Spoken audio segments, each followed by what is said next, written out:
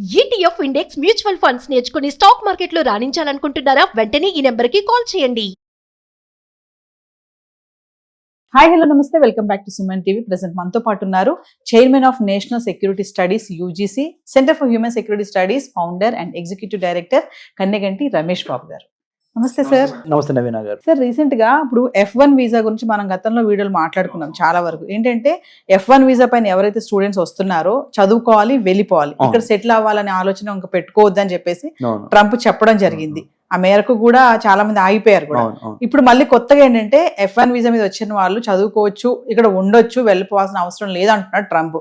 దీని వెనకాల ఏమైనా సీక్రెట్ దాగు అనుకోవచ్చు అంటారా? అసలు ఎందుకు మళ్ళీ కొత్త డెసిషన్ అంటారు? డొనాల్డ్ ట్రంప్ తీసుకున్న నిర్ణయాలు తాత్కాలికమే, టీ కప్లో తుఫానే. ఎందుకంటే ఇండియన్ స్టూడెంట్స్ కదా అమెరికా వెళ్ళి చదువుకోకపోతే ఇండియన్ స్టూడెంట్స్కి నష్టం కాదు, అమెరికా ఎకానమీకి నష్టం అని నేను చెప్పాను.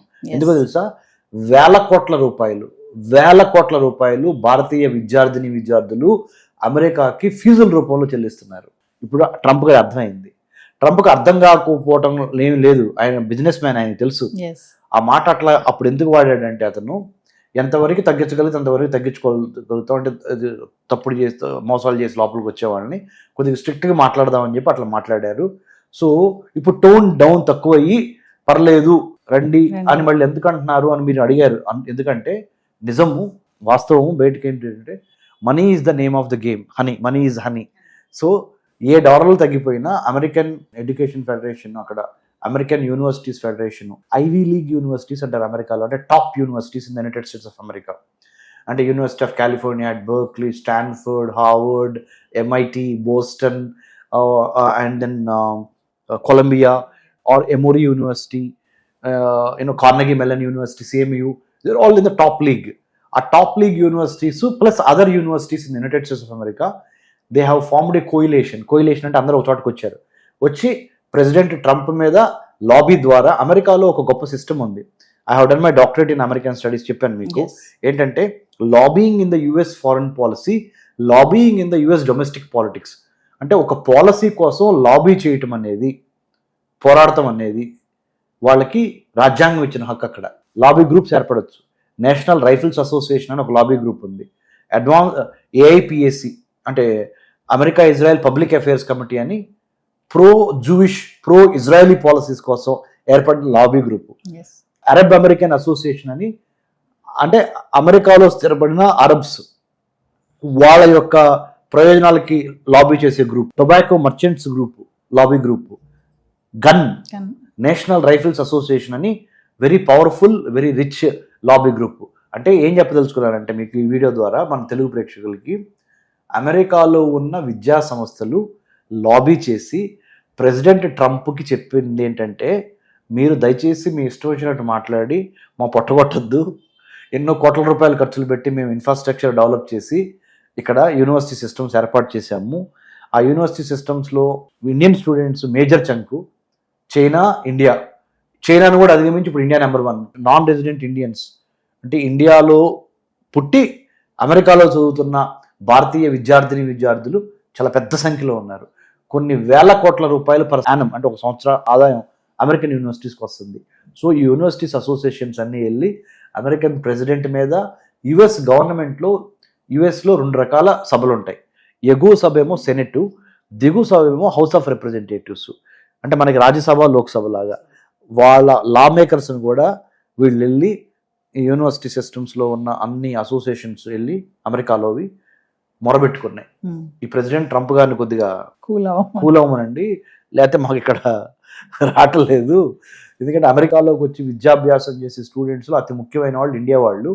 So these are the reasons అండి. అందుకని డొనాల్డ్ ట్రంప్కి అర్థమైంది. అందుకని టోన్ డౌన్ చేసి స్లోగా ఇప్పుడు పర్లేదు, F1 మీద కూడా ఇవ్వండి వీసాలు, కాకపోతే మీరు మంచి ట్రాక్ రికార్డ్తో రావాలి, దొంగ ఆదాయ మార్గాలు చూపించి రావద్దు, ఈ క్వాక్స్ నమ్మొద్దు, అంటే మధ్యవర్తులు నమ్మొద్దు, ఇలాంటివన్నీ డొనాల్డ్ ట్రంప్ గారు వాటి మీద చెప్తున్నారు. సో అందుట్లో తప్పేం లేదు, అలా చెప్పడంలో తప్పేం లేదు.